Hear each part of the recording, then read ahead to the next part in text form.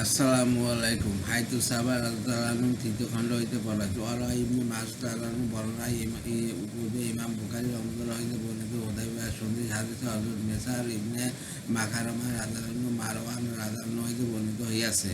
অথবা ওয়ারওয়া ইবনে মাসউদ রাদিয়াল্লাহু রাসূলুল্লাহ সাল্লাল্লাহু আলাইহি ওয়াসাল্লামের সাহাবাদের প্রতি গভীরভাবে লক্ষ্য করিতে লাগিলেন। তিনি বলেন, আল্লাহর কসম, আর রাসূলুল্লাহ সাল্লাল্লাহু আলাইহি ওয়াসাল্লাম যখন থুতু ফেলেন, কোনো না কোনো সাহাবী উহা নিজ হাতে লইয়া লন এবং তা আপন চেহারা ও শরীরে মাখিয়া লন, এবং যখন তিনি তাদেরকে কোনো হুকুম করেন তৎক্ষণাৎ তারা উহা পালন করেন। আর যখন তিনি উযু করেন তখন তার উযু পানি লওয়ার জন্য সাহাবাদের মধ্যে লড়াই উপক্রম হইয়া যায়।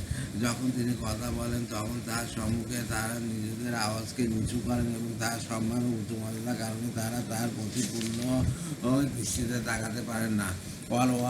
যে সেখান হইতে নিজের সঙ্গীদের নিকট ফিরে আসিয়া বলিলেন, আমি বর্বর বাদশাদের দরবারে গিয়াছি, কায়সার, কিসরা ও নাজাসির দরবারে গিয়াছি। আল্লাহর কসম, আমি কোনো বাদশা এমন দেখি নাই যে তাদের দরবারিগণ তাহাকে এমনরূপ সম্মান করে যেরূপ হযরত মুহাম্মদ সাল্লাল্লাহু আলাইহি ওয়াসাল্লামের সাহাবীগণ ও মুহাম্মদ সাল্লাল্লাহু আলাইহি ওয়াসাল্লামের সম্মান করিয়া থাকে। হযরত আবু কুরাদ সুলামি রাদিয়াল্লাহু বলেন, আমরা নবী করিম সাল্লাল্লাহু আলাইহি ওয়াসাল্লামের নিকট বসিয়াছিলাম। এমন সময় তিনি উযুর জন্য পানি আনিলেন এবং উহাতে হাত ঢোকায় উযু করিতে আরম্ভ করিলেন। আর আমরা তাহার ব্যবহৃত পানি হাতে লইয়া পান করিতে লাগিলাম। রাসূলুল্লাহ সাল্লাল্লাহু আলাইহি ওয়াসাল্লাম বলিলেন, তোমরা এইরূপ কেন করিতেছ? সাহাবা রাদিয়াল্লাহু আনহুম আরজ করিলেন, আমরা আল্লাহ ও তাঁর রাসূলের মহব্বত কারণে এইরূপ করিতেছি।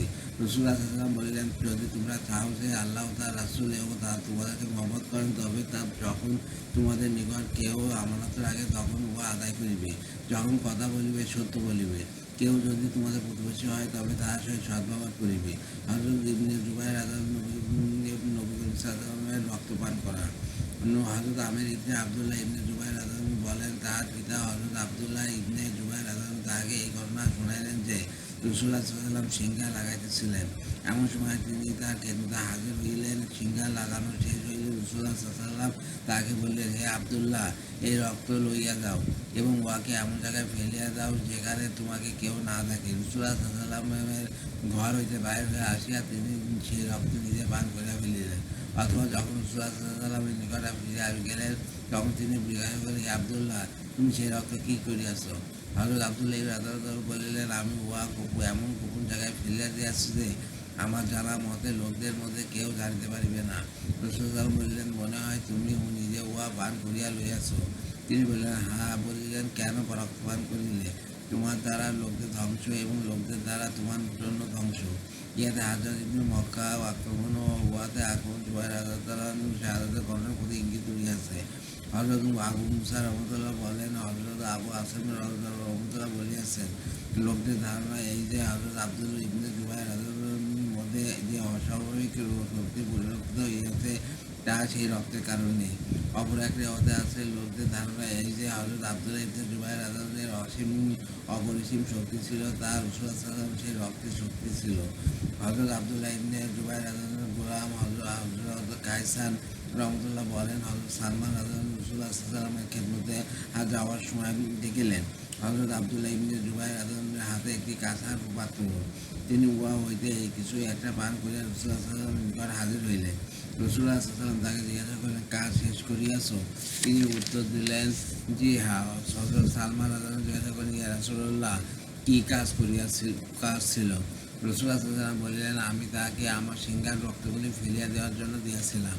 হযরত সালমান রাদিয়াল্লাহু বললেন, সেই বাগদাদের কসম, যিনি আপনাকে হক দিয়া প্রেরণ করিয়াছেন, সে তো উহা পান করিয়া লইয়াছে। রাসূলুল্লাহ সাল্লাল্লাহু আলাইহি ওয়াসাল্লাম জিজ্ঞাসা করিলেন, তুমি কি উহা পান করিয়াছ? হযরত আব্দুল্লাহ রাদিয়াল্লাহু বললেন, জি হ্যাঁ। তিনি বললেন, কেন? হযরত আব্দুল্লাহ রাদিয়াল্লাহু বললেন, আমি চাইলাম রাসূলুল্লাহ সাল্লাল্লাহু আলাইহি ওয়াসাল্লাম রক্ত আমার পেটের মধ্যে থাকবে। রাসূলুল্লাহ সাল্লাল্লাহু আলাইহি ওয়াসাল্লাম হযরত আব্দুল্লাহ ইবনে জুবাইরের মাথার উপর হাত বুলাইয়া বলিলেন, লোকদের দ্বারা তোমার জন্য ধ্বংস, তোমার দ্বারা লোকদের জন্য ধ্বংস। তোমাদের দুর্যোগের আগুন স্পর্শ করিবে না, তবে আল্লাহ তাআলার কসম পূর্ণ হওয়ার জন্য প্রত্যেকের উপরে অতিক্রম করিতে হইবে। হযরত সুফিয়ান রাদিয়াল্লাহু নবী করিম সাল্লাল্লাহু আলাইহি ওয়াসাল্লামের রক্ত পান করা। হযরত সাফিনা রাদিয়াল্লাহু আনহা বলেন, একবার নবী করিম সাল্লাল্লাহু আলাইহি ওয়াসাল্লামের সিংহায় লাগাইলেন এবং বললেন, এই রক্তগুলি লইয়া যাও এবং এমন অবস্থায় উহা দাফন করিয়া দাও যেন পশু পাখি ও মানুষ হইতে গোপন থাকে। আমি সেই রক্ত লইয়া লোকে পান করিয়া ফেলিলাম। অথবা আসিয়া তাকে জানালে তিনি হাসিয়া দিলেন। হযরত মালিক ইবনে সিনান রাদিয়াল্লাহু আনহু ঘটনা। হযরত হযরত আবু সাঈদ আল-খুদরি রাদিয়াল্লাহু আনহু বলেন, উহুদের যুদ্ধের দিন যখন রাসূলুল্লাহ সাল্লাল্লাহু আলাইহি ওয়াসাল্লামের চেহারা মুবারক আহত হইল, তখন আমার পিতা হযরত মালিক ইবনে সিনান রাদিয়াল্লাহু আনহু রাসূলুল্লাহ সাল্লাল্লাহু আলাইহি ওয়াসাল্লামের চেহারার রক্ত চুষিয়া গিলিয়া ফেলিলেন। লোকে বলিল, আপনি রক্তপান করিলেন? তিনি বলিলেন, হ্যাঁ, আমি রাসূলুল্লাহ সাল্লাল্লাহু আলাইহি ওয়াসাল্লামের রক্তপান করিতেছি। রাসূলুল্লাহ সাল্লাল্লাহু আলাইহি ওয়াসাল্লাম বলিলেন, তাহার রক্তের সহিত আমার রক্ত মিশ্রিত হইয়া গিয়াছে, অর্থাৎ জাহান্নামের আগুন তাহাকে স্পর্শ করিবে না। আল্লাহ।